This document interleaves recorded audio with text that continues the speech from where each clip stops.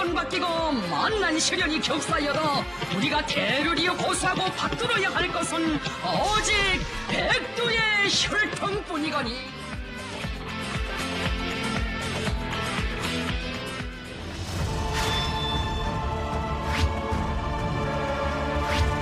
뭐 저런 것도 생겼어. 저런 것도 생겼네. 자, 깡짜로 만들어낸다.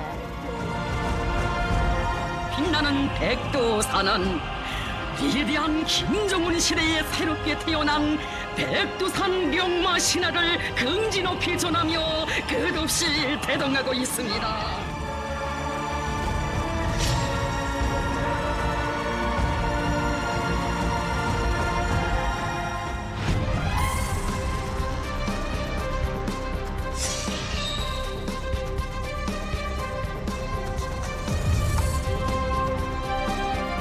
김일성이가 백두산 근처에서 싸웠다는 말 자체가 말이 안 돼. 말이 안 되지.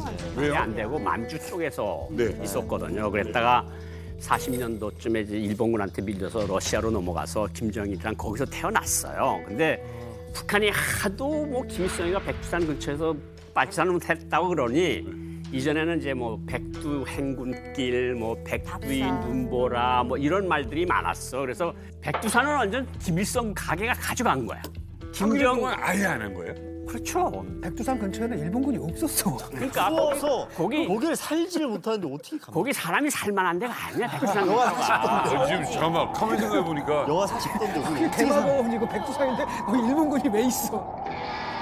빨치산을 해도 사람들이 있는 데서 뭐가 뭐 맞아요. 공급을 받으면 빨치산을 해야 되는데 항일운동이 아니라 도피한 거네. 그렇죠. 도피한 건데 어쨌든 그래도 김일성이가 빨치산 했다니까 그래 그럼 백두산 그럼 너 가져. 그래서 사람들이 그냥 그걸 인정해 줬어. 근데 이제 김정일이가 태어났어. 근데 아빠 엄마가 다 어쨌든 빨치산이야. 네. 그러니까 그냥 그 집은 빨치산 집안이고 백두산하고 연관이 돼. 그래서 백두혈통이라는 말 자체가 아예 북한에 없었어요. 근데 강조 안 해도 백두산 같으니까 두 명만 봐도. 그런데 빨치산. 김정은이가 태어났는데 이게 약간 좀 이상해졌어요. 왜 이상해졌을까요? 엄마가 그 제주도를 통해서 일본의 오사카에 가서 살던 제일교포 가문이에요. 그래서 후지산 혈통이다. 이런 말까지 슬근슬근 돌기 시작을 했댔고 김정은으로서는 컴플렉스가 있는 거야. 그렇죠. 그러니까 절반은 어쨌든 하프는 백두산이고 하프는 저쪽이니까 맞아요. 이게 콤플렉스가 있으니까 그때부터 다큐멘터리 영화에도 백두혈통 맞아요. 모든 거 백두혈통인데 이게 이제 사람들이 들으면 좀 처음에는 아니 뭐 몽골 왕조도 아닌데 뭐 혈통 소리하고 핏줄 소리를 해. 그런데 북한 사람들은 그냥 이제 체념 속에 받아들이는 거야 그냥. 일종의 마케팅인 거예요. 체념 속에 바다. 그냥 체념 속에 받아들이고 아뭐 백두혈통이라니까 그래 백두혈통 맞겠지 뭐 이러면서 지금 가고 있는 건데 이건 순전히 정말 콤플렉스에서 나오는 맞아요, 거다 이렇게 맞아요. 볼 수 있어요. 사실은 백두혈통이라는 게 이제 고영한 선생님 말씀하신 대로 원래 이제 근본이 없는 거죠. 그래서 김일성이 그 초기에 뭐 종파투쟁이니 해가지고 권력을 잡은 이후에는 사실 아주 드높여가지고 한 게 기껏해야 만경대 가문이었어요.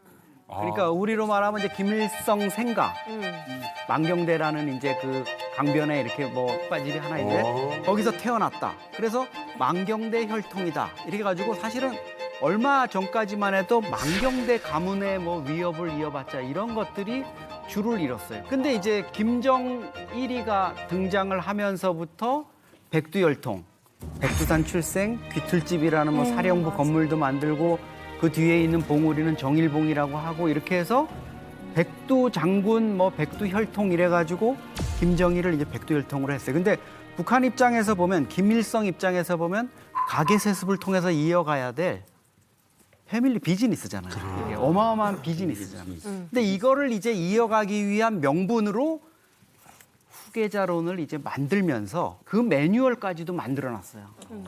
그러네. 후계자론. 그래서 거기에 보면 수령의 후계자는 수령이 반드시 살아 있을 때 지명을 해야 된다. 왜? 죽은 다음에 하면 혼란이 일어나니까. 수령의 풍모를 닮은 사람을 해야 되고 수령과는 반드시 세대가 달라야 돼요. 그런 면에서 보면 김여정이는 후계자가 될 수 없는 거예요. 수령과 같아요. 세대가 겹치네. 그러면 김여정은 사실 아이들 4대 세습으로 가는데 브릿지 역할은 할 수 있지만 그 자체가 4대 세습자가 될 수는 없어요. 그리고 또 하나 중요한 거, 후게르자론이라는 그 책을 자세히 보면은 충실성만 있다면 그가 젊건 나이가 들었건 여자이건 남자이건 그러니까 우리가 뭐 김여정이 여자기 때문에 김주애가 여자기 때문에 후계자가 안 된다. 북한이 어떤 사회인데 특히 이제 북에서 오신 분들도 이제 그렇게 많이들 얘기를 하는데 우리만의 생각이에요. 북한은 정교한 틀을 가지고 북한은 이 자기네들의 세습을 위한 어떤 이런 것들을 이어나가고 있는 거예요. 자, 김정은이 만든 백두혈통을 뒤흔들 과연 그 다음 백두혈통 누가 이길 거냐 오늘 한번 알아볼 텐데 우리 또 김진 기자가 요즘 판을 뒤흔들 아주 판 매니아가 됐습니다. 네, 또 가게도 준비했다고요. 재밌다. 얼굴이 근데 네. 이동하는. 자 먼저 오해하시면 안 될 거 있어요. 왜? 우리가 오늘 얘기하는 건 김정은 밑으로 다음에 누가 백두혈통이 될 건가의 문제가 아니에요. 어쩌면 지금 살아있는 김정은조차 제거할 수 있는 위협이 될 만한 숨겨져 있는 백두혈통이 누구인가를 지금 볼 수 있거든요.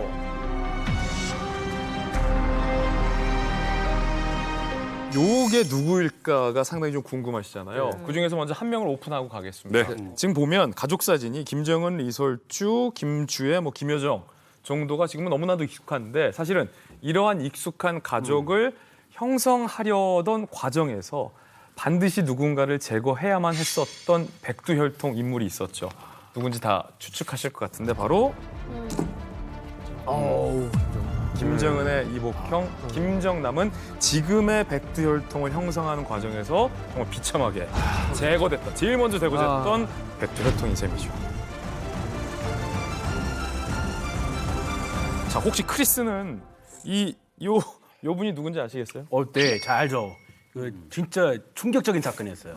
그 국제공항에서 대낮에 피살당한 사람인데. 맞아요. 정은이 형이잖아요. 어떻게 대낮에 바글바글하는데 무슨 그 정도 없이 그냥 이렇게 두 사람 모르는 사람 이렇게 해가지고 그렇게 시킬 수 있다는 게 정말 무서운 거예요. 외신에도 다 났죠, 진짜 전 세계. 우리 미국, 북한 관심 일도 없던 사람들까지 이 사건 알게 됐어요. 왜냐면 너무 충격적이고 무슨 말레이시아. 제임스 본드 영화 볼 듯한 그런 사건이었고 이 정도 할 수 있으면 못할 짓이 없겠다. 정말 무서운 분이에요. 그렇게 생각을 했어요. 친형은 아니고 이제 이복형인데 흥미로운 건 북한은 지금 이 시점까지도 우리가 김정남을 죽였다라고 인정하고 있지 않아요. 인정하지 않습니다. 김정남 또는 김정은에 대한 그 무서운 면 한 번에 알 수 있었던 사건이죠. 그렇죠. 근데 김정남을 이렇게 죽인 이유, 결정적인 이유가 뭐예요? 김정은이 권력을 쥐자마자 제일 먼저 죽인 건 사실 장성택이에요. 그렇죠. 그리고 김정남은 아버지가 살아있을 때까지만 하더라도 북한에서 누구도 건들지 못했어요.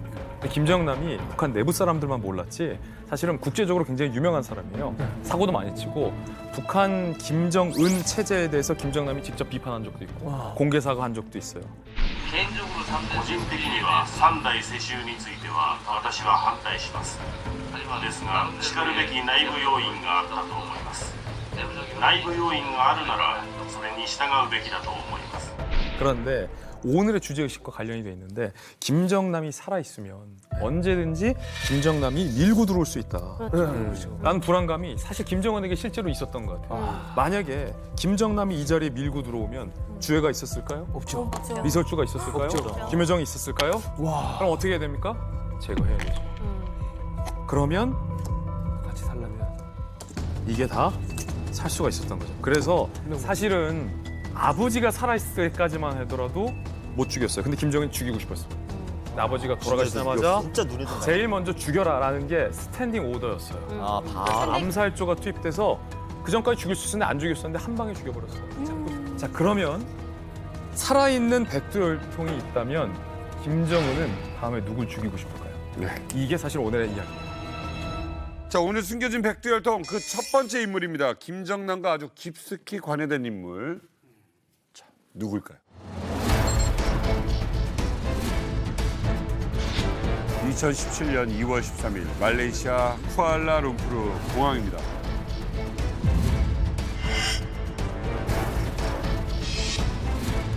볼 때마다 충격적이에요. 저거는 아니 저기 사람이 지금 저렇게 많은데. 와.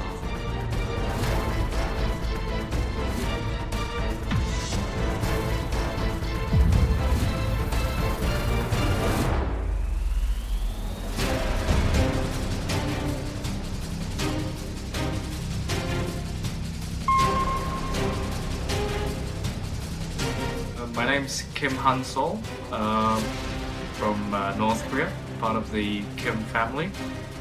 Here's my passport. My father has been killed a few days ago. I'm currently with my mother and my sister.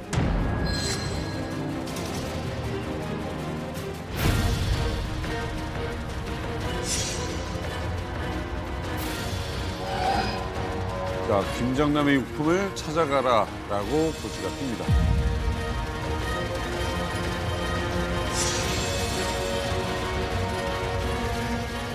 안 찾아와요. 와, 현금 1억 5천만 원 정도가 있는 거예요. 아무도 찾아가지. 아무도.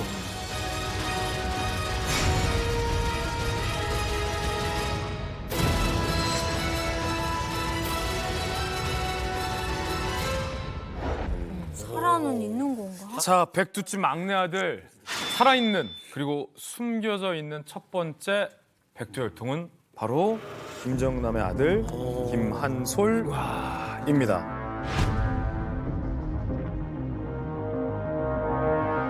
말레이시아 쿠알라룸푸르 공항에서 김정남이 처참히 제거됐잖아요. 그때 들었던 궁금증은 북한이 김정남을 죽이려고 했을 때 김정남만 죽이려고 했을까, 김한솔까지 죽이려고 했을까의 문제였어요. 맞네. 근데 그때 이 자유조선이라는 반북한 체제 단체가 김한솔을 서둘러 대피시켰잖아요. 저희들의 합리적인 추측은 북한은 김한솔도 같이 제거하고 싶을 것이다. 사실은 김한솔이 지금 숨어 있는데 김한솔을 제거하라라는 김정은의 명령은 아직까지 살아있는 유효한 스탠딩 오더입니다. 야, 어떡해. 근데 저 사건이 굉장히 인상적이었던 건 그 암살의 형태잖아요. 사실은 사람들이 가장 많이 분비는 공항에서 공개적인 처형을 했단 말이에요. 사실은 국제사회에서 굉장히 그 비난을 많이 감수할 수밖에 없는 상황이었는데 그렇지. 왜 그런 방식을 선택했을까? 말레이시아하고 단교될 수도 있고. 그렇죠. 그리고 단번에 해외 토픽에서 일면 기사로 실리게 될, 심지어 앞서 크리스가 이야기했었습니다만 김정은이라는 사람이 있었는지 잘 몰랐던 사람들도 이 사건을 통해서 김정은을 알게 됐어요. 맞네. 그러니까 김정은 입장에서 일종의 도박을 했던 게 뭐냐면 국제사회에서 김정남이 훨씬 더 인지도가 높고 김정은 본인은 오히려 인지도가 낮았던 상황인데 저 사건을 통해서 단숨에 토픽에 의해서 해외 뉴스에 의해서 지명도를 획득하게 됐고 냉혹한 어떤 지도자의 이미지도 갖게 됐고 그러니까 국제사회에서 협상의 대상으로서 갑자기 부상해서 올라온 거죠. 그러니까 그만큼 말하자면 일단 모험에 그 굉장히 기초한 어떤 작업을 했다는 건데 그럼에도 불구하고 그렇게 김정남이 위험하게 느껴졌을까? 단지 어떤 앞서 이야기하신 것처럼 이 정권을 잡아가는 데 있어서 바로 지금 해결해야 될 최우선의 과제로서 생각했던 걸까? 호텔도 아니고. 말레이시아의 쿠알라룸푸르 공항에서 이제 그 어설프게 테러를 하는 거기에 사실은 답이 있는 것 같아요. 그러니까 북한이 오랫동안 김정남을 제거하기 위해서 뭔가 작업을 했을 텐데 뭔가 긴박하게 제거를 해야 되는 상황. 그게 이제 사실은 그 당시의 정황으로 돌아가 보면 김정남이 미 CIA와 접촉했다. 그 부분이 이제 가장 핵심적인 것 같아요. 당시에 무슨 얘기가 있었냐면은 망명정보 얘기가 있었거든요. 그러니까 굉장히 위험한 건 게 이게 사실 망명정보라는 게 아무 힘도 없는 건데 상징성이 굉장히 크단 말이죠. 예를 들어가지고 일제 때 우리 상해 임시정부 얼마나 눈에 까시겠습니까? 그리고 사실은 김정은이 처음 들어와가지고 아직 권력이 공고가 되지 않았을 때 혹시 어떤 급변 사태가 있으면 내가 제거가 되고 그러면 또 다른 백두혈통인 왜냐하면 북한 인민들이 지금 받아들이기 이미 그렇게 세뇌가 되어 있는 사람들한테 또 다른 백두혈통에 그러니까 들어오면 훨씬 접목하기 편하거든요. 그래서 아마 이제 그런 부분 때문에 굉장히 위협을 느끼지 않았을까. 그런 얘기가 있었어요. 그때 당시 김정은이 이제 급하게 김정일이 죽으면서 권력을 잡으면서 김정은이 2012년에 등극했을 때 나이가 너무 젊다.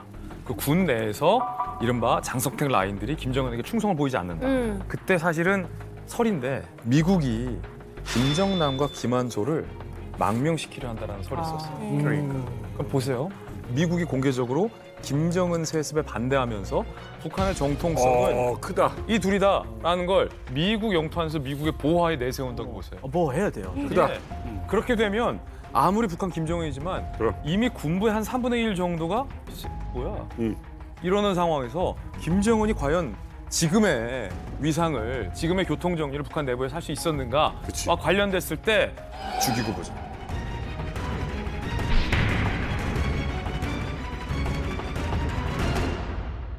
이거 궁금한 게요. 유품이에요. 유품을 말레이시아에서 뭐 이거 가져가라 6개월 만에 뭐 이랬어요. 맞아요. 그래서 저도 이제 기억이 나는데 아니 김한솔 막 나타났냐 마느냐 막 이걸로 막 그때 얘기를 했었는데 아니 끝내 안 나타난 것 같은데 사실 뭐 대리인을 보낼 수 있는 건 아닌가요? 글쎄요, 대리인이 수취할 수 있는지 모르겠어요. 보통 이런 경우에 가족 아니면 사실 수취가 안 되지 않습니까? 설사 대리인을 보낸다 하더라도 그 대리인을 어느 단계에서는 가족한테 전달해 줘야 되잖아요. 그러니까 당연히 뭐 북한에서 눈을 씻고 찾고 있는 상태 속에서 자기 자신을 노출시킬 필요가 없는 것 같고 아마도 제가 볼 때 미국의 정보기관, 뭐 CIA 이런 데서 보호를 하고 있을 텐데 그쪽에서 나서라고 했을 것 같지가 않아요. 그렇죠. 말렸겠죠. 가지 말라고 쫓아냈겠죠. 저는 그 말레이시아 검찰 당국이 유품 찾아가라 라고 공개적으로 했잖아요. 저는 이게 약간 일종의 함정 같아 보이기도 해요. 왜냐하면 음모론일 수도 있지만 결과론적으로 보면 김정남을 암살했던 북한 요원들은 무사히 다 말레이시아를 빠져나갔죠. 김정남의 시신이 어디로 간지 아세요? 북한으로 인도됐어요. 그랬다. 소리 소문 없이 김정남의 시신이 이미 북으로 갔어요. 그리고 나서 검찰 당국이 우리 돈 있어. 너네 아버지 핸드폰 있던데 한 소리 잠깐 들어라. 이걸 보고서 과연 김한솔이 말레이시아 가겠습니까? 바로 그 부분이 여기서 이제 핵심인 게 앞서 잠깐 이야기하셨습니다만 그 유품의 그 리스트를 좀 찾아봤어요. 이 말레이시아 경찰이 발표한 바에 따르면 김정남의 가방에 휴대전화가 이제 2대가 있었고 노트북이 하나 있었습니다. 그리고 이제 현금이 13만 8천 달러, 이제 우리나라 돈은 한 1억 9천만 원 정도 된다고 하는데 그 말레이시아 당국에서 이제 유족들이 와서 이 유품들 찾아가라라고 하는 리스트에는 휴대전화하고 노트북이 없어요. 아, 이미 사라졌네. 달러만 있습니다. 달러만. 돈만 남아 있는 거예요. 정보만 이미 가져간. 사라졌네. 이게 휴대폰이라는 게 단순히 이제 그 전화 용도로서만 우리가 알고 있는 게 아니잖아요. 누구와 연락을 했는지에 대한 기록이 다 남아 있고 거기에 대한 뭐 오고 간 문자도 있을 거고 노트북에는 또 작성된 서류라든지 여러 가지 어떤 검색 기록 같은 게 있을 텐데. 그동안 이 사람하고 만났던 사람 돈 주세요. 그렇죠. 근데 이게 과연 누가 가져간 거냐? 이게 지금 핵심인 거죠. 지금 뭐 관련해서 기사를 좀 찾아보니까 2017년 3월 말레이시아에서 그 북한이 이제 김정남의 시신을 인수해 가거든요. 인도에 갈 때 그 휴대전화와 노트북을 동시에 받았다는 얘기도 있어요. 확실하지는 않습니다, 지금. 그래서 지금 어디 있는지 모르는 거죠. 공식적으로 일단 아직도 말레이시아에 있는데 미국에서 미리 가져갔는지 아니면 당시에 시신 인도할 때 이미 그것조차 북한에 넘어갔는지 그건 아직 모르죠. 아니 근데 왜 뭐 현금을 왜 안 가져갔을까요? 가짜 돈 아니야? 가짜 돈? 현금 다 가져가면 좀 도움이 될 수 있는데. 이렇게 생각해 볼 수 있어요. 이것도 음모론이지만 달러라는 것도 결국 이제 번호가 있고 고액권일 경우에 여러 가지 어떤 형태로서 마킹이 가능하단 말이에요. 그 달러의 흐름을 추적할 수 있거든. 일련 번호 추적 가능하니까. 진짜? 대박. 사실은 여러 가지 가능성들이 있는 거죠. 제가 궁금한 건 현재 김정남 아들 김한솔은 대체 어디에 있는 거죠? 미국에 있어요? 아니면 한솔 어디 있는 거죠? 피살 이후에 이제 김한솔을 대피시킨 자유조선 단체 관계자를 직접 만나서 인터뷰하고 취재됐었어요. 자유조선이 이제 김한솔을 대피시켰는데 그 이후에 행방은 사실 공식적으로 끊어져 있어요. 그런데 한간에는 미국 뉴저지에서 목격이 됐다는 얘기도 있었고, 그리고 미국 어디 시골 대학에 다니고 있다는 얘기도 있고, 중요한 건 가장 높은 가능성은 현재로서는 미국의 모처에서 아마 안가에서 김한솔에 대해서 철통같이 보호하고 있을 가능성이 현재로서는 가장 크게 식미성 있는 가능성입니다. 자, 그런데요. 최근에 북한이 김한솔을 보호하고 있다는 반복단체죠. 자유조선 측을 엄벌해야 한다라는 이야기를 했습니다. 북한이 쉽죠. 네.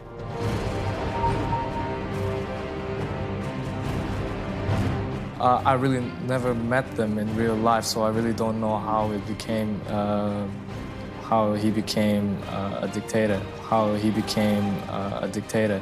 딕테이터. 야, 딕테이터야 이제는 완전히.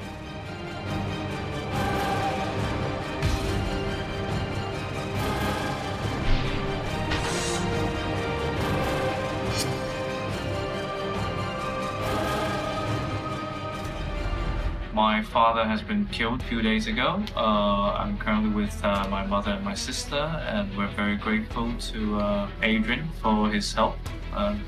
Adrian and his team for his help, and we hope this gets better soon.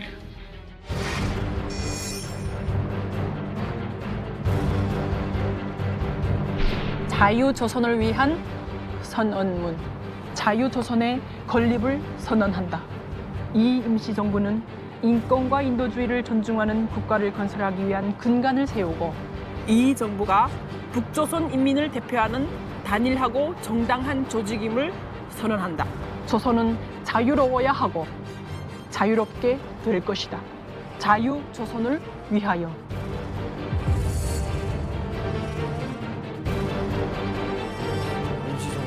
와. 사내 임시정부랑 비슷한 거.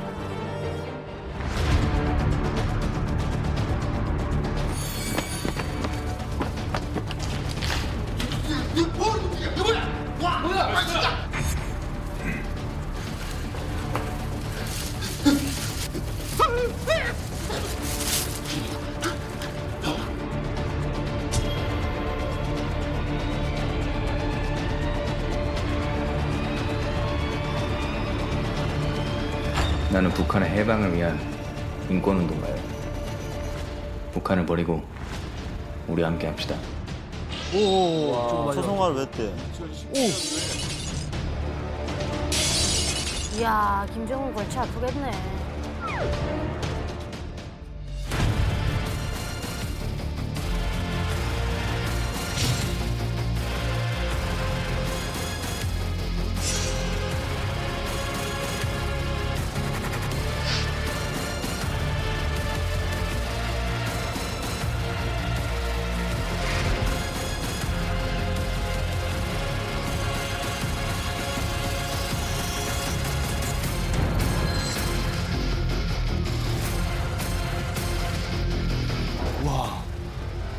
크리스토퍼 항과 에이드리언 홍이 지금 최근 근황이 좀 궁금합니다. 일단은 스페인에 있는 북한 대사관을 습격했잖아요, 외형적으로는. 물론 이제 미국으로 넘어가서 재판을 받고 있어요. 스페인 검찰 당국에서는 스페인에서 일어난 범죄이니만큼 특히 이제 크리스토퍼 안을 스페인으로 송환하라, 범죄인 인도를 하라라는 걸 요구하고 있고, 이제 크리스토퍼 안하고 에이드리언 홍 측의 입장은 북한 대사관을 습격한 게 아니라 북한 대사관 직원들이 우리를 탈출해 줄 것을 요청했기 때문에 우리가 일종의 주고받는 위장극을 연출한 거다라고 지금 법원에 주장을 한 상태이고, 미국 법원의 결정만 남은 상황인데 미국 법조계의 기류는 미국이 절대 이 크리스토퍼 안을 스페인으로 송환해 주지 않을 거다라는 기류가 조금 더 강합니다.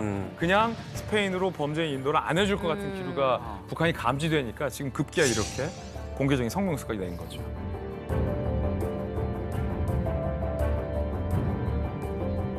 그때 그 홍씨랑 안씨 도대체 뭐 하는 사람들인데 이렇게 북한 그 대사관 가서 습격하고 그다음에 김한솔 망명을 도운 거죠? 그냥 뭐 그 직업이에요? 이렇게 직업이 그분들은 옆에 계신 선생님 계시잖아. 예, 선생님. 근데 그 크리스토퍼 안하고 에이드리언 홍은 한국에도 왔다 갔다 한 사람이에요. 그러더라고요. 많이 만났더라고요. 왔다 갔다 한 사람이고, 그러니까 이분들이 어떤 네트워크를 북한하고도 조금 가지고 있고, 한국 탈북민 커뮤니티하고도 연계를 좀 가지고 있고, 그리고 미국하고 활동하는 반북 단체라고 그러는데, 저는 뭐 굳이 표현하라면 반김정은 단체라고 그렇죠, 표현하고 싶고, 실질적으로 행동을 했고, 왜 대사관에 들어가는가 하면 사실 대사관에서는 디코딩, 엔코딩하는 룸이 있거든. 암호 해독기. 변신실이라고 있는데, 그리고 김정은으로부터 내려온 온갖 지시문들이 있는 캐비넷이 있을 거예요. 아마 그때 엄청난 비밀이 FBI에 그건 에이드리언 홍이랑 이야기를 했어요. FBI에 제출을 했다. 그러니까 북한이 현재 어떻게 대사관들을 운영하고 있고, 암호는 어떤 체계로 암호를 전송하고 암호를 받느냐, 이런 것들이 굉장히 큰 거거든요. 근데 이걸 바꿔도 그 시스템 자체는 거의 비슷해요. 그러니까 여러 가지 목적이 있었는데 이 사람들 이야기는 그거예요. 거기에 있는 사람들이 탈출하겠다 그래서 우리가 구출을 하러 들어갔을 뿐이지 우리가 대사관을 습격하러 간 것이 아니다. 이거는 에이드리언 홍하고 크리스토퍼 안이 주장하는 내용입니다. 크리스토퍼 안과 에이드리언 홍 이제 승냥이 괴뢰군들이 미저 승냥이 조끼. 우리 국가 외교 대표부를 습격해가지고 우리 동무들 괴롭히고 폭격하고 심지어 그 가족들까지 뭐 정신적으로 육체적으로 굉장히 힘들게 했습니다. 그뿐만이 아닙니다. 이 컴퓨터하고 USB까지 훔쳐갔어. 아니 근데 내일 가만히 있을 수 있겠습니까? 아니 USB 대체 뭐가 들어있었길래 USB 이렇게 화가 나시는 거예요? 굉장히 중요한 영상이 있었습니다. 굉장히 중요한 영상이 있었습니다.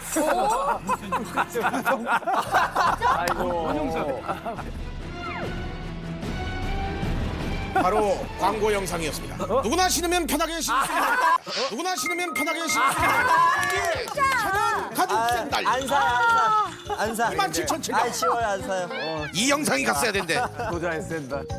근데 어찌됐건 이제 미국 활동가들이란 말이에요. 앞서서 그 미국 시민이기 때문에 미국에서 재판받을 권리가 있다라고 주장을 했다는 것만 봐도. 근데 단체 이름이 자유조선입니다. 그 앞에 이름은 천리안 민방위라고 되어 있고 어떤 이들이 모여 있고 어떤 일을 하고 또 가장 중요한 건 이들의 조직이 외부에만 있는 건지 아니면 북한 내부에도 뭔가 영향력을 미칠 수 있는 말하자면 보안 유지가 되고 있는 요원들이 안에도 들어가 있는 건지 이게 굉장히 궁금해요. 사실 이제 그게 제일 북한을 보면서도 궁금한 점이죠. 북한 내에 반체제 세력이 있을까? 제가 몇 년 전에 해외에서 그 조직과 관계되는 분들을 만난 적이 있어요. 근데 중요한 거는 이 사람들이 반 김정은이지 반 북이 아니라는 거. 이 사람들이 그냥 단순히 거기에서 뭐 북한 체제에서 불만이고 뭐 못 살고 이러면 탈북하거나 가족과 그냥 망명하거나 이렇게 택하면 되는데 이 사람들은 뭐냐?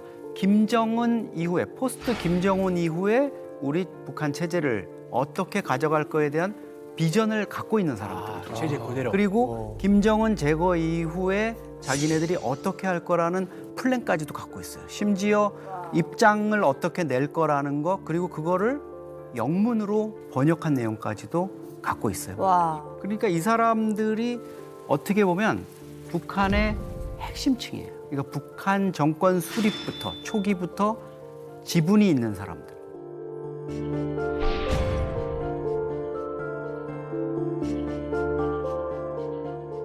아니 그럼 김정은이 계속 김한솔을 좀 예의주시할 수밖에 없을 것 같은데 이러다 좀 아버지처럼 혹시 뭐 피살이나 이런 것들이 당할 수 있는 가능성이 있을까요? 김한솔이 아버지가 사망한 이후에 피살된 이후에 3일 만에 자기를 구출해줬고 기자회견 같은 걸 하고 이러는 거는 자유조선 천리만 민방위 이 정도 가지고는 저는 엄두도 못 낸다고 생각해요. 그거는 당연히 미국의 정보기관이 개입해 있고 그랬기 때문에 지금 안전한 곳에서 뭔가 도모를 하고 있을 거다.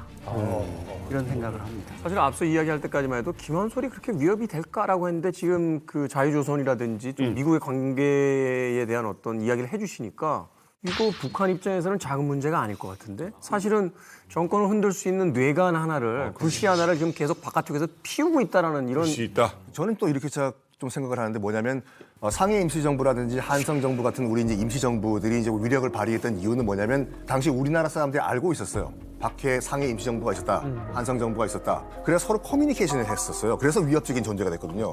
그래서 이게 굉장히 중요한 포인트인 것 같아요. 정말 망명정부를 세웠다고 하고 김한솔의 존재가 있다고 하는 거를 북한 내부 사람들이 알고 있냐 이게 관건인 것 같아요. 근데 현실적으로 불가능한 게 지금 뭐 소요 사태가 일어나고 급변 사태가 일어난다고 해도 북한 내부에 있는 사람들은 김한솔에 대한 존재를 아예 모르고 있고 몰라요. 그리고 북한에서 그런 급변 사태가 일어나면 김한솔이 미국을 등을 잇고 어느 날 아침에 북한에 내가 지도자다. 이거는 또 다른 정통성을 인정해주는 형식이 돼버리니까. 잘 모른다 그랬는데 사실 해외에 나와 있는 사람들 통해서 알만한 위치에 있는 사람들은 다 알아요. 그러니까 슉 하면서 소문을 들어가고 말을 안 하다 뿐이지 그 안에 있는 핵심 코어에서는 알고 있거든. 말을 안 한다 뿐이지. 그러니까 이제 어떤 가능성이 있는가 하면 김정은이 갑자기 어떤 반대 세력이 조직된 움직임에 의해서 잘못된 게 아니고 그냥 땅 하고 사건이 일어나든가 만약에 저렇게 됐을 때 혼란이 빠질 거 아니에요. 일정한 정도로 혼란이 빠지면 상징적인 것을 만들어야 될 필요성이 있는 어떤 단체나 어떤 그룹이 이게 내려오는 정통성으로 보면 마다들 김한솔이다. 그리고 김한솔이 외국에서 약간 개혁적인 운동을 했다. 그 어떤 명분을 줄 수 있는 인물에겐 충실해요. 더군다나 아까 백두혈통이라고 갑자기 이제 김정은 시대에 튀어나온 용어라고 했는데 한편으로 거꾸로 생각해보면 김정은이 구축해놓은 백두혈통의 정통성을 거꾸로 이용해서 오히려 쉽게 정권을 가져올 수도 있는 그런 어떤 효과도 생기게 되는 거죠. 그리고 우리가 영상으로 보면 지금 김한솔이가 되게 어려 보이지만 김한솔 95년생이에요. 그쵸. 올해 28이고 김정은이가 27살 때 권력 잡았을 때보다 지금 나이가 오히려 더 맞네. 오바인. 지금 어딘가에 있는 김한솔 어디 있는지 모르지만 분명히 불씨 같은 존재 확실한 것 같습니다. 맞아요. 자 이제 백두혈통을 위협하는 그 두 번째 인물 누굴까요?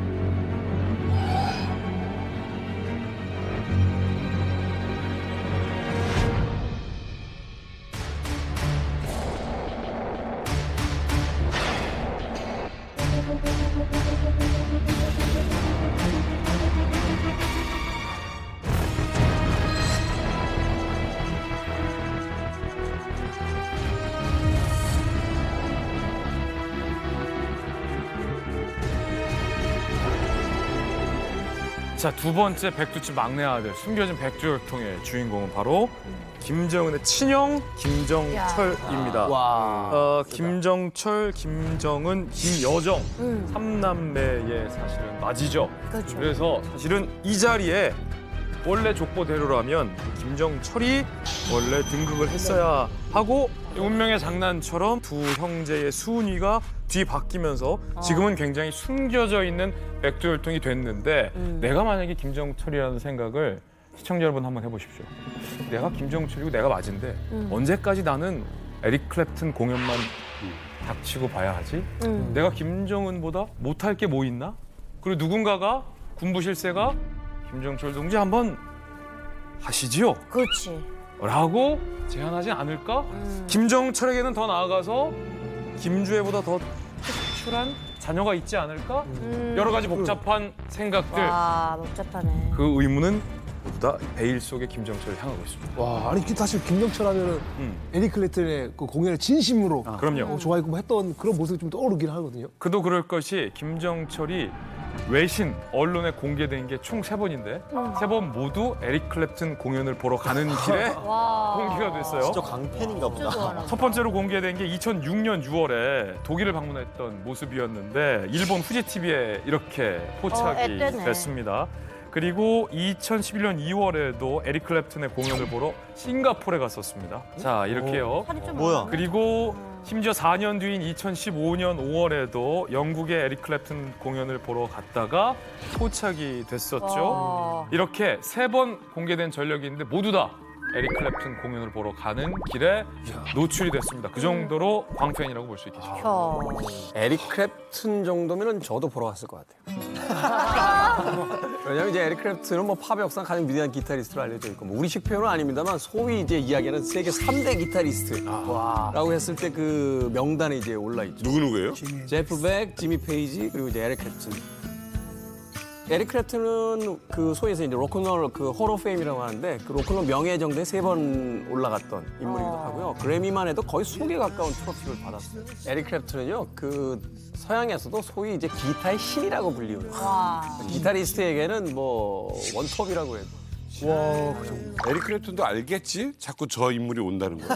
누군가는 이야기해줬겠죠. 기분이 묘하겠다. 그게 이유가 있는 게 실제로 저 김정철이 기타리스트라는 거예요. 맞아요. 기타를 굉장히 잘 친다고 알려져 있어서 사실은 정치적인 어떤 저런 위치가 아니었다면 기타리스트가 되고자 하는 뭐 그런 욕망도 있다. 그런데 저게 저 장면이 우리가 이제 공식적으로 확인할 수 있는 김정철의 모습입니다. 마지막 모습이거든요. 그 이후로는 사실 볼 수가 없게 됐는데 일단 뭐 북한에서 어떻게 됐느냐. 제가 볼 때는 뭐 김정철 같은 게 무슨 권력 의지가 있는 사람은 아니거든요. 그러니까 그 왕가의 여러 대군 중에 한 사람처럼 어디선가 지금 그냥 조용히 자기 생활을 하면서 눈치 보면서 잘 살고 있지 않을까 기타나 치면서. 혹시 그 무슨 일 생긴 건 아닌지도 궁금하네요. 그 요즘 안 나타나요? 네, 요즘 안 나타나고. 그러게요. 저도 김정철 입장이라고 하면 김정남이 이제 피살되는 거를 봤잖아요. 그럼 되게 두려울 것 같아요. 다음 목표가 이제 나일 수도 있다 이런 생각을 가지고 살아갈 수도 있을 것 같아요. 그렇지. 그래서 이게 존재감 없이 조용히 살 것 같거든요. 김정철도 이 기타에 빠져 있는 모습이 어떻게 하면 본인이 살려고 하는 모습일 수도 있다고 저는 생각해요. 이렇게까지 나는 여기에 미쳐 있다. 그래. 나는 정치에 전혀 관심이 없다라는 걸 보여주려고 이렇게까지 매스컴에 나오는 걸 수도 있다. 스위스 가서 본 모든 자료에 의하면 성적이 훨씬 좋아요. 진짜요? 그리고 머리가 더 똑똑하다는 평가들을 선생님들이 하셨다 그래요. 열등이 그러니까 있었는데, 이 친구가 지금은 모든 것을 그냥 음악에 미친 것처럼 하고 있지만 어쨌든 자신은 살아남아야 되겠으니까 뭐 고모부도 죽었지 이복형도 죽었지 그러니까 자기는 일단은 그냥 음악에 미친 것처럼 해야 살아남을 수 있다는 생각을 했을 가능성이 충분해요. 말씀 잘하셨어요. 지금 권력 앞에서는 부자 아버지도 아들도 없고 형 동생 없어요. 네. 그래요? 특히 제일 위험한 사람이 누군 줄 알아요? 권력자의 친형이에요. 권력자의 친형. 형이니까. 그러니까 지금 일부러 나는 정말 정치에 관심이 없다. 동생님이시여. 난 기타만 치겠습니다. 라는 걸 보여주는 행동일 수도 있어요. 실제로 김정은한테 이제 이런 편지를 보냈다고 하죠. 재구실도 못하는 나를 한 품에 안아 보살펴주는 그 크나큰 사랑에 보답하겠다라는 굉장히 굴욕적인 편지까지 보냈어요.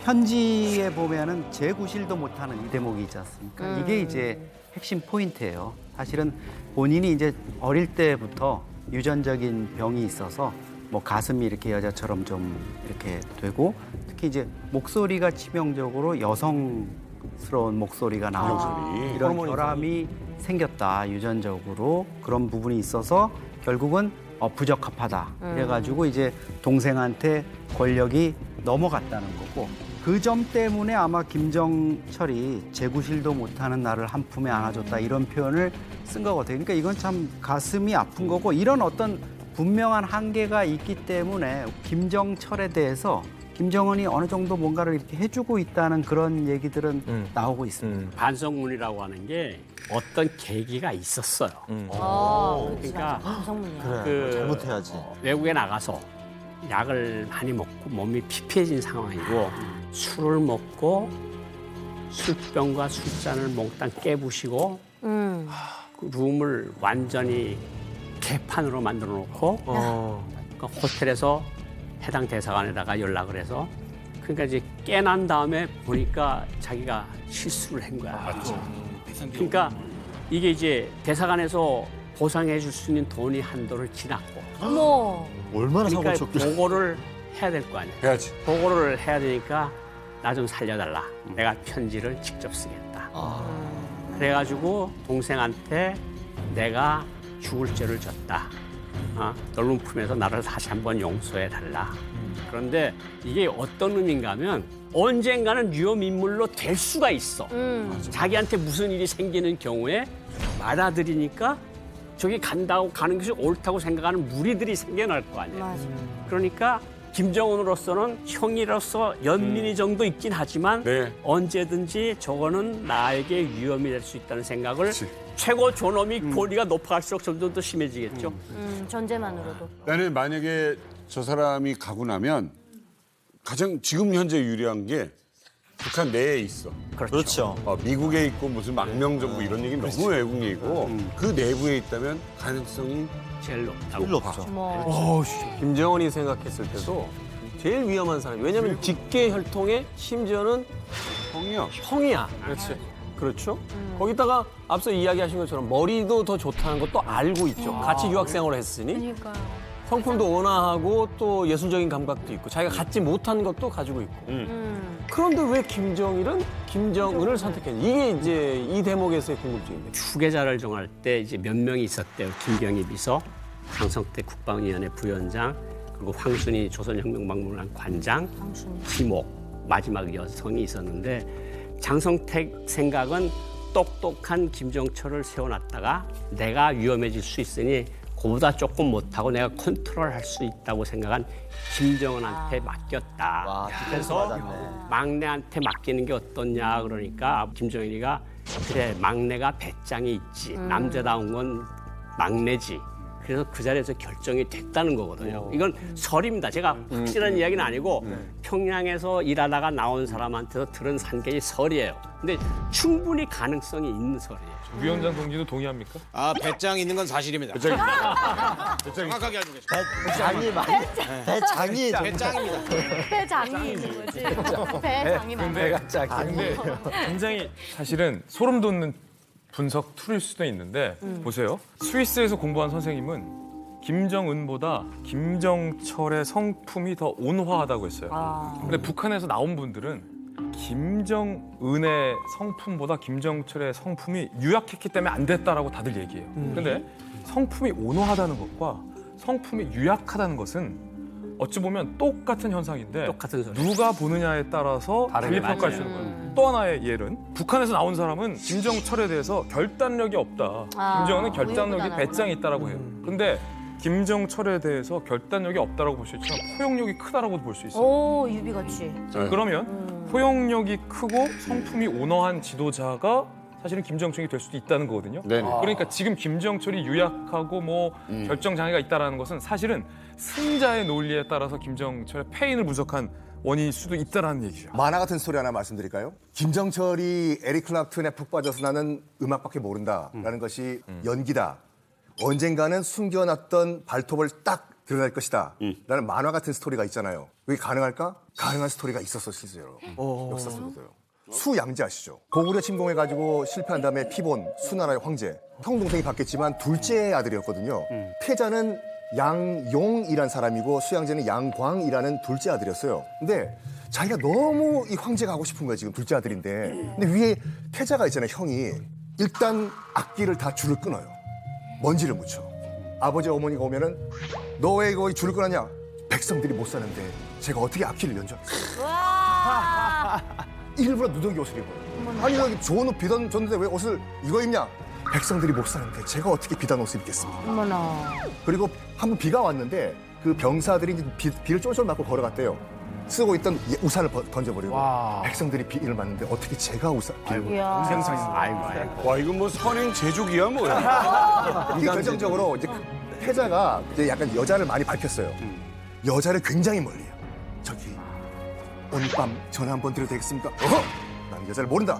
이러니까 슬슬 마음이 둘째 아들 쪽으로 가는 찰나에 자기 세력을 키워가지고 형을 죽이고 아버지를 죽이고 황제 자리를 차지합니다. 그래서 수양제로 등극을 합니다.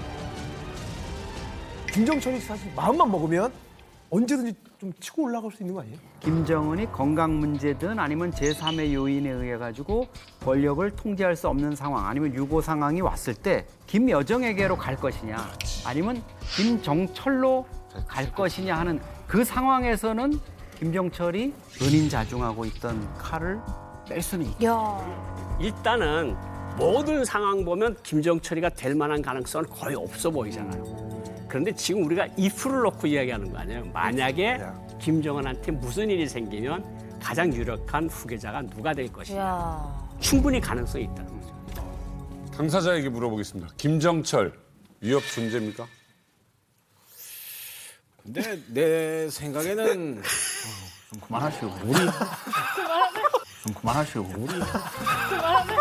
그만하시는 외국 사람이 나한테 이미 왜 내정 간섭을 미제가 내정 간섭하는 거야? 아니 그게 아니라 미제 승냥이가 내 걱정을 해주는 거야. 저보고 살자고. 저보고 살자고. 아니 이미 많이 죽였어요. 어쨌든 김정철은 뭐 권력의 꼭대기 오르진 않았어요. 근데 역시 마찬가지로 불씨인 거는 확실하네요. 불씨 친구는 좀 큰 불씨. 꺼진 듯 하지만 다시 타오를 수도 있는 불씨라는 건 확실한 것 같습니다. 백두혈통을 위협하는 어떤 그 인물. 이번에 이 인물은요. 숨어있는 사랑니 같은 존재입니다.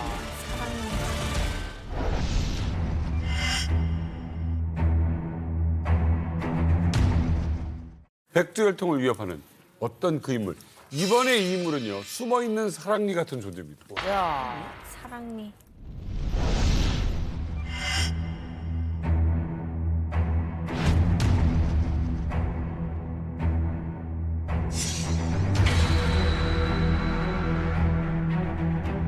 그래.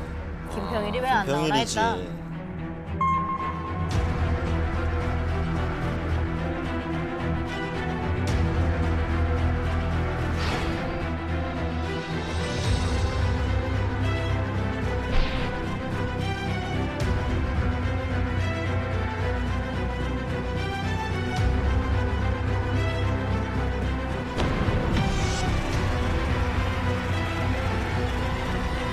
자, 백두집 막내 아들 마지막 위협적일 수도 있는 숨겨진 백두혈통의 주인공은 바로 김평일이었습니다. 김정을의 숙부이자 김정일의 이복 동생이죠.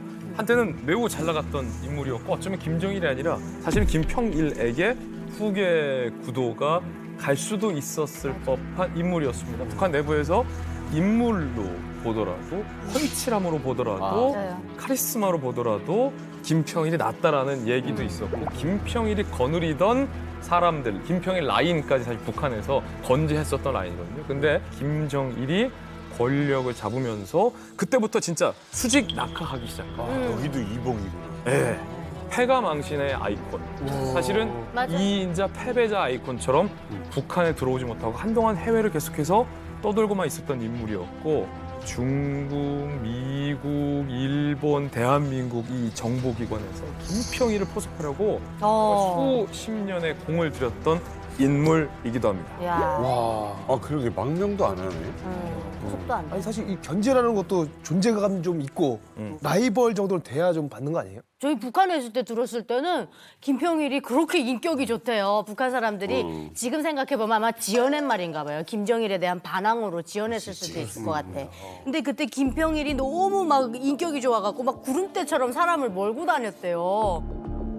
아 그리고 그 김평일에 대한 얘기들은 사실 정치적인 얘기를 북한에서 하면 굉장히 위험한데 그래도 어르신들이 많이 어느 했어. 정도는 소근소근 다 하고 맞아요. 아마 김일성 다음에는 김평일이가 권력 이양을 하지 않을까. 그게 국민들은 이런 걸 알고 있다는 거죠. 네, 요거를 알고 있기 때문에 지금은 어떨지 모르겠지만 사실상 김평일이가 지금 북한 사회에 나온다고 해도 거리감이 없는 인물인 것 같긴 해요.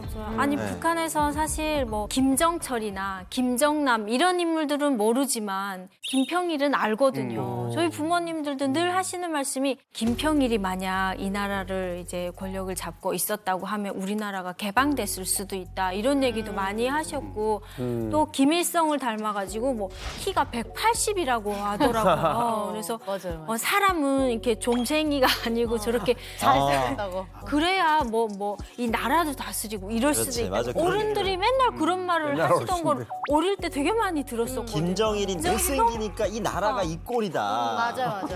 그러니까 지금 벌써 이 세 분의 반응만 보도 알 수 있어요. 앞서서 이제 김정남이나 뭐 김한솔이나 뭐 이렇게 이야기, 김정철 이야기했을 때는 약간 글쎄 과연 그런가요? 이렇게 시큰둥 하시다가 김평일 얘기를 하니까 벌써 인지도가 달라지고 벌써 얘기하는 그 말에 힘이 실리잖아요. 어쨌든 김정은에게 무슨 일이 생긴다면 북한 사람들의 어떤 인지도, 평가 이런 거로 봤을 땐 김평일 카드도 간과할 수가 없는 카드다. 근데 사실 김평일이 사실 모르는 분들이 김정일이가 아니고 김평일이가 됐었으면 북한이 달라지지 않았을까. 그런 말씀들 하시는 많은가 하면 김정일은 약간 엄마 쪽 닮았어요. 그리고 김평일이는 김일성 쪽을 많이 닮았고 얼굴이 젊을 때 김일성하고 그렇죠. 그러니까 71년, 72년, 73년 초까지는 다들 김평일이를 주목을 했어요. 김정일이가 치고 나올 줄 몰랐지. 그리고 김평일이는 제가 외고혁명학원이라는 다닐 때부터 제가 본 사람인데 어떤 축구 경기를 우리 외고혁명학원하고 남산고급중학교하고 해요. 근데 어느 정도로 건방을 떨었는가 하면 전문섭이라고 김일성이 호위사령관을 했던 사람 아들이 전휘라고 있어요. 전휘라는 사람이 그 의자를 들고 감독들 앞에 갖다 딱 앉혀요. 그러면 그 의자를 갖다 놓으면 김평일이가 탁 이러면서 나와서 거기 딱 앉거든. 경기를 하는데 자기 편을 응원할 거 아니에요. 그럼 남산공업중학교가 먹을 것 같으면 야 그거 반칙이잖아. 그러면 심판이 반칙으로 그쪽에다 줘요. 그리고 외고학원이 뭘 좀 잘못하면 야 이거 페널티잖아. 그럼 그냥 그 자리로 페널티를 줘. 그래서 우리가 3대2로 졌어요. 저기는 김일성의 직접적인 아들들이 다니지만 우리는 김영곤 쪽 아들들, 그러니까 사촌들이 다니는 학교예요. 우리는. 그러니까 직접적인 아들이 훨씬 더 세죠. 덜하지 와, 의외다. 뭐 약간 그 우리 김평일이라는 인물에 대해서 약간 농담 반 진담 반으로 얘기하면서 이제 은퇴할 나이가 됐는데 이제 그 열외시키자라는 말들을 하시는데 정치에는 정년퇴직이 없습니다. 그리고 전 세계 모든 독재자들은 두 케이스로 권력에서 물러나요. 첫 번째 암살, 두 번째 죽었을 때. 그래서 나이가 중요한 게 아니거든요. 이런 말 있지 않습니까? 우스갯소리로 권력자들은 휴지 하나 들 힘만 있어도 권력을 놓지 않는다. 그래. 그런 인물한테 왜 대사 직분을 줬는지 좀 특이하고. 그러게. 진짜 대사 일을 했나? 그 처음에 첫 주기는 한가리 주제 대사관 무관이에요. 근데 김정일로서는 김평일이가 자꾸 왔다 갔다 하는 게 신경이 쓰이는 거야. 왜냐하면 아버지가 아직 살아있으니까. 대사로 시켜가지고 한가리로 나갔다가 거기서부터 시작을 해서 이제 뭐 불가리아 거쳐서 핀란드 거쳐서 이렇게 빙빙빙빙 유랑 생활을 시작을 하거든요. 그러니까 거기다가 이제 딱 2명을 붙여놔요. 운전기사하고 3등석이 한 통역을 딱 붙여놓는데 이건 그냥 조직지도부 10호실 소속이라고. 감시네. 그러니까 그냥 눈과 기지. 그냥 매시 어떤 행동을 했다는 게 그날로 계속 전문이 들어가. 망명 불가능합니까?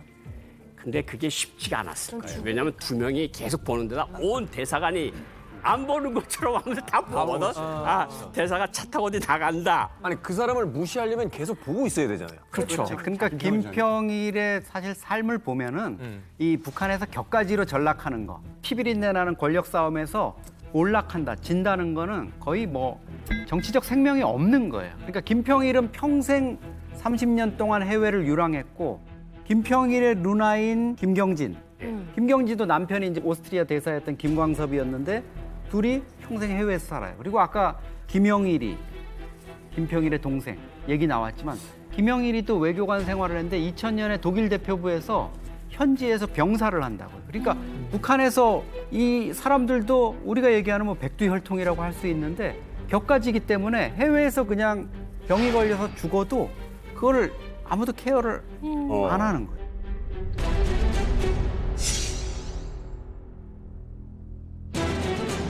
지금 이제 이 사진이 2007년 2월에 촬영된 사진입니다. 모자를 쓰고 있는 게 이제 김평일 폴란드 당시 대사고 인강이 은송이 아들하고 딸이에요. 아들 딸이에요? 보면은 딱 보면은 벌써 이게 뭐 북한 사람 같지 않죠? 네, 뭐 홍콩 갑부의 자제들 같은 그런 모습이 보이는데 그냥 이 모습 이것뿐이에요. 그냥 아무것도 없어요. 이 사람들이 뭐 그 이후에 어떻게 됐다든가 이런 것들이 없는 거죠. 정말 뭐 북한 내에 본인이 인민무력부 대자 출신이고 뭐 무관도 하고 이랬다 그러지만 군부의 지지도 기반도 완전히 허물어지고 우리도 뭐 30년 해외 생활하면은 돌아와 봤자 그러니까. 자기 기반이라는 건 있을 수가 없어요. 그러니까 자녀들이나 좀 자유롭게 사는지 모르겠네요. 그 이후에 이제 김평일의 근황은 놀랍게도 북한 내부로 들어옵니다.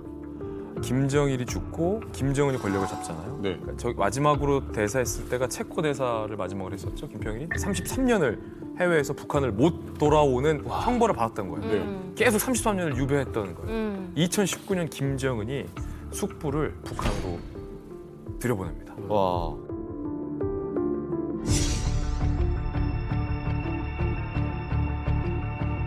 형식은 김정은의 오다로 숙부는 고생했으니까 이제 평양으로 들어오시오. 모시겠습니다. 예. 해서 김평일의 이제 마지막 업적은 레코드는 평양으로 이제 들어오게 됩니다. 저 자녀들은 북한식 사고방식을 갖고 있지 않을 거란 말이죠.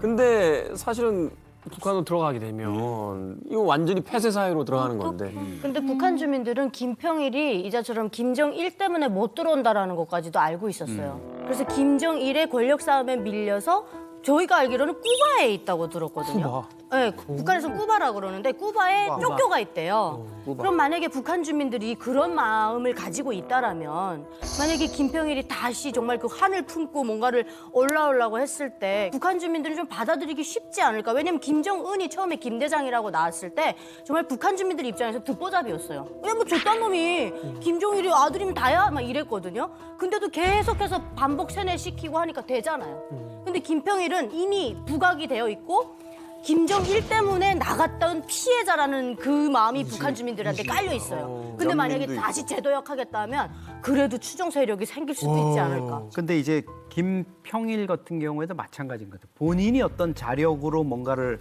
해서 쿠데타를 한다든가 뭐 권력을 잡는다든가 이런 거는 아마 생각할 수가 없을 겁니다. 그런데 김정은에게 유고가 생기는 상황인데 특히나 이거는 북한 체제가 뭐 붕괴한다거나 뭐 이런 수준이 아니고 김정은 체제를 좀 바꿔버려야 되겠다고 생각하는 뭐 중국의 지도부 뭐 이렇게 돼서 중국이 북한을 어느 정도 컨트롤할 수 있는 상황이다 이렇게 돼서 대신 누굴 시키지 하고 봤을 때 김정남은 죽었고 그러면 야 조금 더 거슬러 올라가 보자 누가 있지? 김평일 있네 이렇게 될 수는 있을 것 같아요. 자, 어쨌든 지금 뭐 혈연 관계 이제 그림이 완성이 됐습니다. 백두치 막내 아들.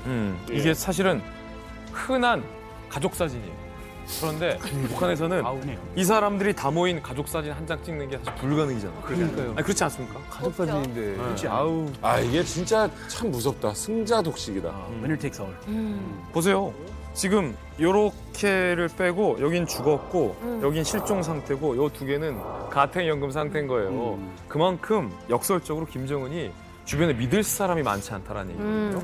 이 자리에 있으면 최고 권력을 가졌으니까 winner takes all이라고 했지만 김정은은 사실 역설적으로 믿을 수 있는 사람이 없는 거예요. 그걸 보여주는 사진이 최근 공개가 됐는데 함께 보시죠.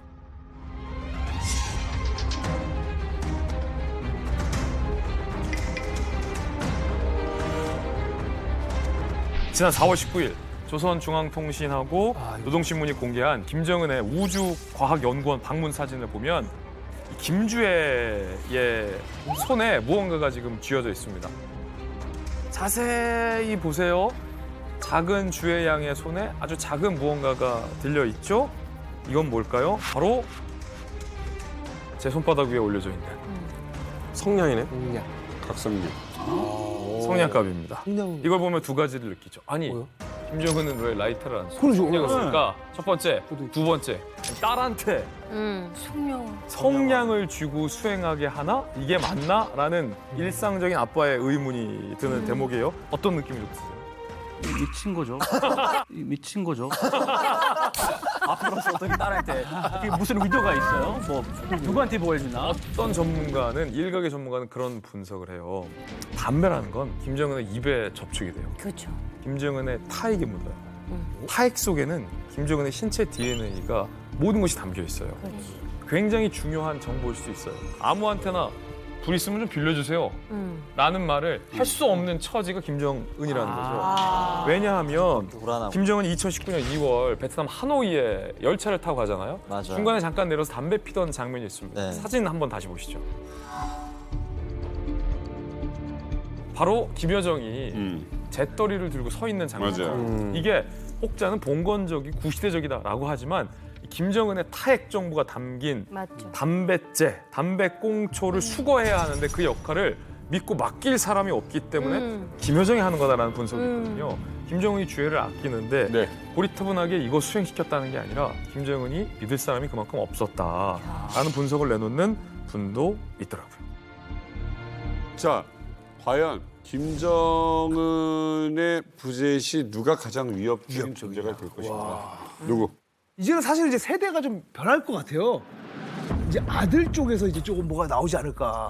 누구의 아들인지. 김정남의 아들이냐, 김정철의 아들이냐, 김평일의 아들이냐. 와 그쪽 싸움이 좀 되지 않을까. 지금 뭐 가장 위협적인 거는 김여정이죠.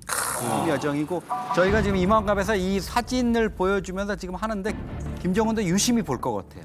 유심히 보는데 김정은으로서는 이 내용도 중요하지만 정말 자기가 뼈아픈 생각을 할 거야. 할아버지 김일성하고 사진 하나만 찍었어도 내가 이렇게 고생하나.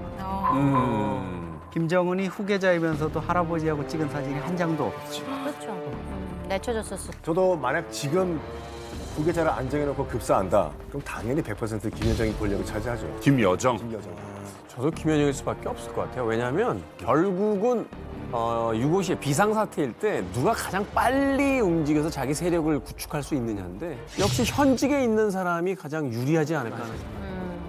그 정보를 제일 먼저 받을 것 같아요. 김정은이 문제가 생겼다는 거를 어쩌면 이설주보다도 더 먼저 김여정한테 보고가 될 것 같아요. 아, 그러네. 저는 김정은만 제거하면 자꾸 된다 그러잖아요. 근데 저희 아빠가 이런 말씀 하시더라고요. 북한은 절대 김정은 혼자서는 끌어가지 못한대요. 그 밑에 그럼. 우리가 모르는 세력이 있대요. 그럼 만약에 그 세력이 있다면 그 세력이 미는 사람이 될 것 같은데 김평일을 그 사람들이 만약에 밀어주면 얼마든지 역사도 좀 날조해내고 주민들에게는 이상한 사람이 아니거든요. 듣보잡이 아니거든요. 피해자고 동정심을 불러일으킬 수 있고 김일성에 환생했다 이렇게 좀 먹힐 수 있는 세뇌가 먹힐 수 있는 유일한 사람은 김평일이 아닐까.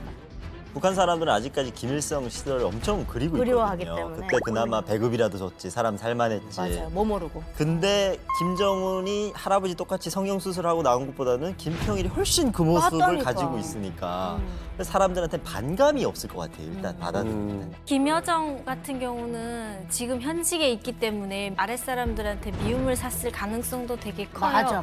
근데 김평일 같은 경우는 그럴 가능성이 전혀 없으니까 그리고 또 능력이 없어서 밀려난 것도 아니니까. 네네. 근데 이게 참 묘하게 갈리네요. 그러니까 이제 남쪽에서 분석하는 틀과 실제로 북한을 이제 경험하고 온 사람들의 생각하는 바로 완전히 갈려져 있는. 그렇지. 그러니까 문제의 핵심은 것 같아. 누가 제일 먼저 정보를 가지는가. 그리고 죽었을 때의 상황이 어떤가. 그러니까 시나리오가 너무 많아. 변수가 너무 많아. 너무 변수가 많아서 지금 누구라고 딱 찝기가 힘들어요. 근데 만약에 내일 어떻게 말해서 떨어졌다. 그러면 놀래 죽을 뻔했습니다. 그러면 김여정이지. 근데 5년, 6년 후면 아무도 몰라. 아, 그럼 말이야. 그러네. 맞아.